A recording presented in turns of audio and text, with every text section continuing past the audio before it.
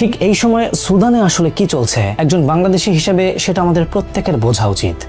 আজ সুদানে যা চলছে কাল তা আমাদের সাথেও হতে পারে।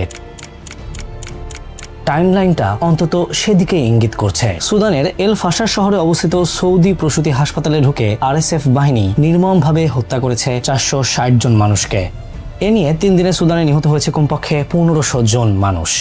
হ্যাঁ, মানুষের কথাই বলছি, যদিও সংখ্যা দেখে মনে হচ্ছে যেন মানুষ না, দলে দলে কীট পতঙ্গ মারা গেছে। কারণ মানুষের জীবনের তো কিছুটা হলেও দাম থাকার কথা, তাই না? আসলে কি চলছে সুদানে? আরএসএফ বাহিনী কারা? পুরো বিশ্ব কেনই বা বোবা সেজে আছে পুরো ইস্যুটা নিয়ে?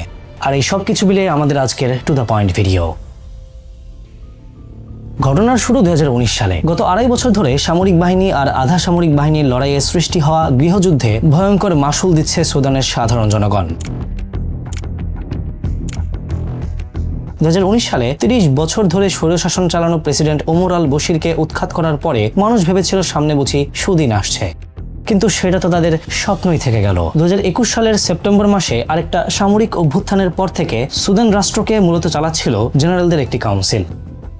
ঝামেলাটা বেঁধেছে কাউন্সিলের টপ 2 সামরিক নেতাকে ঘিরে। ক্ষমতার এক প্রান্তে সুদানের সশস্ত্র বাহিনীর প্রধান জেনারেল আল বুরহান, যিনি বর্তমানে দেশটির প্রেসিডেন্ট, অন্য প্রান্তে উপনেতা জেনারেল মোহাম্মদ হামদান দাগালো, যার নেতৃত্বে চলছে কুখ্যাত আধা সামরিক বাহিনীর র্যাপিড সাপোর্ট ফোর্সেস বা আরএসএফ। 2023 সাল থেকে চলতে থাকা এই গৃহযুদ্ধে এই পর্যন্ত 1,20,00,000 মানুষ মাথা গোজার ঘর হারিয়েছে, জীবন হারিয়েছে 40,000 মানুষ। শেষ 18 মাস এল ফাসার শহরকে আরএসএফ বাহিনী রীতিমতো অবরুদ্ধ করে রাখে। 56 কিলোমিটার লম্বা ব্যারিকেড বানিয়ে বন্ধ করে দেয় খাবার ও ঔষধ সাপ্লাইয়ের রাস্তা, এমনকি মানুষ পালানোর কোনো উপায় পর্যন্ত রাখেনি। এতগুলো দিন সেখানের 12 লক্ষ মানুষ স্রেফ পশু পাখির খাদ্য খেয়ে বেঁচেছিল। ভাবা যায়, এমনকি এটাও ধারণা করা হচ্ছে স্বর্ণের খনির নিয়ন্ত্রণ নিয়েই এই কাচালের অনেকাংশের সূত্রপাত। অথচ পেপার পত্রিকা, নিউজ মিডিয়া কিংবা সোশ্যাল প্ল্যাটফর্ম কোথাও ব্যাপারটা তেমনভাবে মেইন স্ট্রিমে আসছেই না। একটা আওয়াজ পর্যন্ত উঠতে দেখলাম না এমন ভয়ঙ্কর নিষ্ঠুরতা নিয়ে। কেন পুরো বিশ্ব মুখ ফিরিয়ে রেখেছে এমন ভয়ঙ্কর ম্যাসিভ একটা যুদ্ধাপরাধকে ঘিরে? যেখানে ইউক্রেন, রাশিয়া অথবা গাজা, ইসরায়েলের প্রতিটা নিউজ শিরোনাম দখল করে রেখেছে, সেখানে আফ্রিকার এই দেশটির নাম গন্ধ পর্যন্ত কোথাও নেই।